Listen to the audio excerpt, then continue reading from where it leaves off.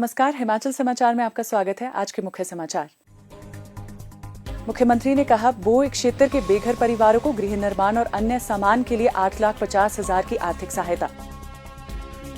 प्रभावित परिवारों को गृह निर्माण के लिए सरकारी भूमि भी करवाई जाएगी उपलब्ध। मुख्यमंत्री ने बो पहुंचकर आपदा प्रभावित परिवारों का जाना हाल। मुख्यमंत्री ने कहा, डॉक्टर राजेंद्र प्रसाद चिकित्सा महाविद्यालय टांडा में बढ़ेंगी चिकित्सकों की 100 पीजी सीटें। सरकारी स्कूलों, स्वास्थ्य सेवाओं और व्यवस्था परिवर्तन से आत्मनिर्भर हिमाचल की दिशा में बढ़ रही प्रदेश सरकार। बड़ों में मिनी सचिवालय, पुलिस चौकी को पुलिस थाना तथा सिरा थाना में हेल्थ सेंटर को स्तरोन्नत कर पीएचसी बनाने की घोषणा। मुख्यमंत्री ने कहा, नगरोटा बगवा के विकास में दिवंगत श्री जेएस बाली की रही महत्वपूर्ण भूमिका। और अब समाचार विस्तार से। मुख्यमंत्री ठाकुर सुखविंदर सिंह सुक्खू ने रविवार को शाहपुर विधानसभा क्षेत्र के बोह में बादल फटने की घटना से प्रभावित क्षेत्रों का दौरा कर राहत एवं पुनर्वास कार्यों का जायजा लिया। इस दौरान उन्होंने राजकीय वरिष्ठ माध्यमिक विद्यालय बोह में स्थापित राहत शिविर का निरीक्षण किया तथा वहां ठहराए गए प्रभावित परिवारों से मुलाकात कर उनका कुशलक्षेम जाना।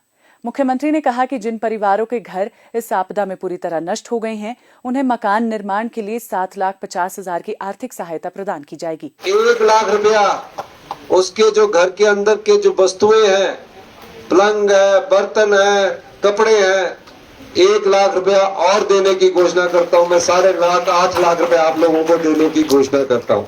दूसरा, आपको जहां जगह नहीं है और कोई जगह लेना चाहता है, मैं डिप्टी कमिश्नर साहब को कहूंगा, केवल पठानिया जी को कहूंगा कि सरकारी जगह है तो कम से कम मकान बनाने के लिए जो वहां घरों में नहीं बसना चाहते हैं उतनी जगह इनको जरूर उपलब्ध करवा दी जाए। जिसके घर में पानी घुस गया और नुकसान हुआ है, वहाँ पहले 5,000 रुपया मिलता था, उसको भी मैं 1 लाख रुपया देने की घोषणा करता हूँ। जिसकी गाय की जो मृत्यु हो चुकी है उसके लिए मैं 55,000 रुपया देने की घोषणा करता हूँ।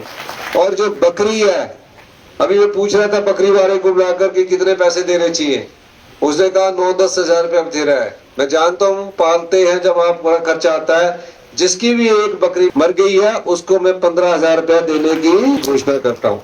जिसकी दुकान में सामान नहीं है, पूरी तरह बह गई है और दुकान चलाता था, तो उसके दुकान के लिए भी हम 50,000 रुपए से 1 लाख रुपया देने की घोषणा करता हूँ। जो फिश फार्म में काम करते थे जिसके कारण इनको नुकसान हुआ, उसके लिए मैं अलग से 1 लाख रुपया देने की घोषणा करता हूँ, ताकि वो दोबारा से जब वो बिजनेस स्टार्ट करेगा, अगर 20 लाख रुपया करेगा तो 14 लाख रुपया हिमाचल प्रदेश की सरकार उसको सब्सिडी के तौर पर देगी। इसकी मैं आपको घोषणा करता हूँ।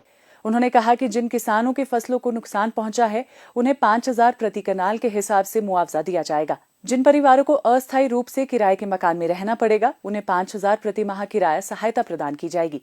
इसके अतिरिक्त प्रभावित परिवारों को 6 माह का राशन भी निःशुल्क उपलब्ध करवाया जाएगा। इस अवसर पर मुख्यमंत्री ने रिडकमार प्राथमिक स्वास्थ्य केंद्र को सामुदायिक स्वास्थ्य केंद्र में स्तरोन्नत करने की घोषणा भी की। मुख्यमंत्री ने कहा कि वर्ष 2023-24 की आपदा के दौरान प्रदेश में 23,000 से अधिक घर क्षतिग्रस्त हुए थे और लगभग 500 बहुमूल्य जीवन गंवाए थे। प्रदेश सरकार ने 75,000 से अधिक लोगों का सुरक्षित रेस्क्यू किया था, जिसकी सराहना नीति आयोग और विश्व बैंक ने भी की थी। मुख्यमंत्री ने प्रभावित परिवारों की समस्याओं और आवश्यकताओं को गंभीरता से सुना तथा उन्हें आश्वस्त किया कि प्रदेश सरकार आपदा की इस घड़ी में उनके साथ मजबूती से खड़ी है। उन्होंने कहा कि किसी भी प्रभावित परिवार को स्वयं को अकेला महसूस करने की आवश्यकता नहीं है। राज्य सरकार प्रत्येक प्रभावित परिवार को हर संभव सहायता उपलब्ध करवाने के लिए प्रतिबद्ध है तथा राहत एवं पुनर्वास कार्यों में किसी भी प्रकार की कमी नहीं आने दी जाएगी। मुख्यमंत्री ने कहा कि प्राकृतिक आपदाएं हिमाचल प्रदेश के लिए लगातार गंभीर चुनौती बनती जा रही है। ऐसे में राज्य सरकार केवल राहत कार्यों तक सीमित नहीं है, बल्कि भविष्य में होने वाले नुकसान को कम करने के लिए दीर्घकालिक योजनाओं पर भी कार्य कर रही है। उन्होंने कहा कि प्रदेश में लगभग 3,500 करोड़ रुपए की लागत से आपदा रोधी आधारभूत ढांचे के विकास का निर्णय लिया गया है, ताकि प्राकृतिक आपदाओं के प्रभाव को कम करते हुए जनधन की सुरक्षा सुनिश्चित की जा सके। उन्होंने कहा कि हिमाचल प्रदेश के इतिहास में पहली बार राज्य सरकार ने आपदा राहत नियमों में संशोधन करते हुए प्रभावित परिवारों को दी जाने वाली सहायता राशि में उल्लेखनीय वृद्धि की है। इसके अतिरिक्त संकट की घड़ी में प्रभावित परिवारों को शीघ्र आर्थिक सहायता उपलब्ध करवाने के उद्देश्य से विशेष आपदा राहत कोष का भी गठन किया गया है। मुख्यमंत्री ने कहा कि प्रभावित परिवारों को तत्काल राहत प्रदान करते हुए 25 परिवारों को 25-25 हजार रुपए तथा 16 अन्य परिवारों को 10-10 हजार रुपए की अंतरिम सहायता राशि जारी की गई है। अब तक 13 राजस्व प्रमाण पत्र तैयार किए जा चुके हैं तथा प्रभावित परिवारों को बोनाफाइड प्रमाण पत्र जारी किए जा रहे हैं। इसके अतिरिक्त शैक्षणिक प्रमाण पत्रों के पुनर्निर्माण की प्रक्रिया भी प्रारंभ कर दी गई है। प्रभावित परिवारों के स्थायी पुनर्वास के लिए उपयुक्त भूमि चिन्हित करने का कार्य भी युद्ध स्तर पर जारी है। मुख्यमंत्री ने राहत एवं बचाव कार्यों में लगे जिला प्रशासन, पुलिस, एनडीआरएफ, एसडीआरएफ, भारतीय सेना, स्थानीय जनप्रतिनिधियों, स्वयंसेवी संस्थाओं तथा स्थानीय लोगों के प्रयासों की सराहना करते हुए कहा कि सभी के सामूहिक सहयोग से राहत कार्यों को गति मिली है। इस आपदा में घुड़घू, भंगार और सपेड़ा गांव के कुल 25 परिवार प्रभावित हुए हैं। इनमें घुड़घू गांव के 11 मकानों में रह रहे 18 परिवारों के 52 सदस्य, भंगार गांव के 1 मकान में रह रहे 3 परिवारों के 16 सदस्य तथा सपेड़ा गांव के 4 मकानों में रह रहे 4 परिवारों के 16 सदस्य प्रभावित हुए हैं। सुरक्षा को सर्वोच्च प्राथमिकता देते हुए सपेड़ा गांव के 13 मकानों को डेंजर जोन घोषित किया गया है। मुख्यमंत्री ठाकुर सुखविंदर सिंह सुक्खू ने आज जिला कांगड़ा के नगरोटा बगवा में आयोजित बाल मेले में बतौर मुख्य अतिथि शिरकत की। इस अवसर पर मुख्यमंत्री ने कहा कि प्रदेश सरकार सरकारी स्कूलों में गुणवत्तापूर्ण शिक्षा उपलब्ध करवाने के लिए व्यापक स्तर पर सुधार कर रही है। सरकारी स्कूलों में बच्चों ने पढ़ना छोड़ दिया था। इस वर्ष सीबीएसई स्कूल होने के बाद 24,000 सरकारी स्कूल आप परिवार के बच्चे वहां शिक्षा ग्रहण कर रहे हैं। आप याद रखना, ये जो सीबीएसई स्कूल और शिक्षा में हम परिवर्तन करने जा रहे हैं, 2-4 साल की बात है। इन स्कूलों में एडमिशन लेना भी बहुत मुश्किल हो जाएगा, ये मैं कहना चाहता हूं, क्योंकि हम इतने अच्छे स्कूल बनाने जा रहे हैं। हेल्थ सेक्टर, जो आपका हेल्थ सेक्टर है टांगा में, आप जानते हैं अभी तक यहां एसआरसी की क्लासें नहीं हुआ करती थी। कोई भी मेडिकल कॉलेज जो है वो पीजी और एसआर के सहारे चलता है। पिछले 40 साल में जहां पीजी की 270 सीटें हैं, इस बार केवल टांगा में हम पीजी की 100 सीटें बढ़ाने जा रहे हैं। 330 सीटें पूरे हिमाचल प्रदेश के मेडिकल कॉलेज में बढ़ाने जा रहे हैं। हिमाचल प्रदेश की जनता 1,000 करोड़ रुपए का इलाज बाहर करवाती है। क्यों करवाती है? क्योंकि उसके साधन जो है वो बड़े सीमित करके हमने उसको स्टडी किया और लोगों की भावनाओं के अनुरूप जब हमने पाया कि बदलाव की जरूरत है, मेडिकल कॉलेज में व्यवस्था परिवर्तन की जरूरत है, 19 साल पुराने एक्सरे एमआरआई की मशीनों को बदलकर जो एम्स दिल्ली में मशीनें लगी है वो टाटा कॉलेज में लगा दी गई है। आगे वाले समय में आप देखेंगे कि मेडिकल कॉलेज में किस प्रकार से हम स्वास्थ्य क्षेत्र में क्रांतिकारी बदलाव आ रहे हैं। उन्होंने कहा कि हिमाचल सरकारी क्षेत्र में रोबोटिक सर्जरी शुरू करने वाला देश का पहला राज्य बन गया है। इसके साथ ही सरकार अस्पतालों को विश्व स्तरीय चिकित्सा सुविधाओं से लैस कर रही है। सभी राजकीय चिकित्सा महाविद्यालयों में 3 टेस्ला एमआरआई मशीनें स्थापित की जा रही हैं। आईजीएमसी शिमला और एआईएमएसएस चमियाना में ये सुविधा उपलब्ध करवा दी गई है। वहीं जिला एवं क्षेत्रीय अस्पतालों में 1.5 Tesla MRI, PET scan, CT scan तथा आधुनिक कैंसर उपचार प्रणाली स्थापित की जा रही है।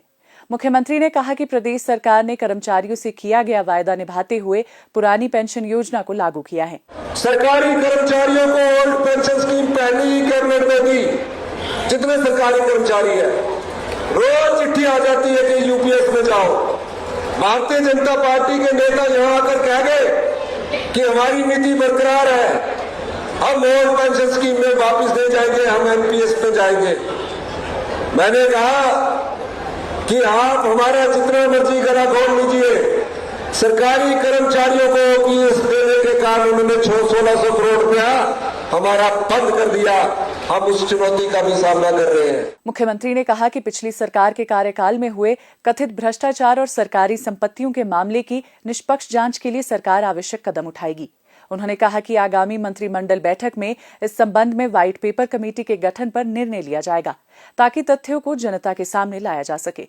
उन्होंने कहा कि प्रदेश सरकार कांगड़ा जिला के संतुलित और तीव्र विकास के लिए प्रतिबद्ध है। सरकार ने धर्मशाला में पर्यटन निगम के कार्यालय के साथ ही रेरा और राज्य पिछड़ा वर्ग आयोग के कार्यालय स्थानांतरित किए हैं। धर्मशाला में विभिन्न सरकारी संस्थानों को सशक्त किया जा रहा है तथा कांगड़ा हवाई अड्डे के विस्तार का कार्य भी प्राथमिकता के आधार पर किया जा रहा है। उन्होंने कहा कि सरकार का लक्ष्य वर्ष 2032 तक हिमाचल प्रदेश को आत्मनिर्भर, समृद्ध और देश का अग्रणी राज्य बनाना है। व्यवस्था परिवर्तन के माध्यम से प्रदेश को विकास की नई ऊंचाइयों तक पहुंचाने के लिए सरकार लगातार नीतिगत निर्णय ले रही है। इस अवसर पर ठाकुर सुखविंदर सिंह सुक्खू ने बड़ोह में मिनी सचिवालय खोलने, बड़ोह पुलिस चौकी को पुलिस थाना तथा सेरा थाना में हेल्थ सेंटर को स्तरोन्नत कर पीएचसी बनाने की घोषणा की। मुख्यमंत्री ने दिवंगत श्री जीएस बाली को श्रद्धापूर्वक याद करते हुए कहा कि प्रदेश, विशेषकर नगरोटा बगवा के सर्वांगीण विकास में उनका योगदान अविस्मरणीय रहा है। इसके उपरांत कांगड़ा एयरपोर्ट पर टैक्सी ऑपरेटर यूनियन के प्रतिनिधिमंडल ने मुख्यमंत्री से भेंट की। मुख्यमंत्री ने उन्हें हर संभव सहायता का आश्वासन दिया।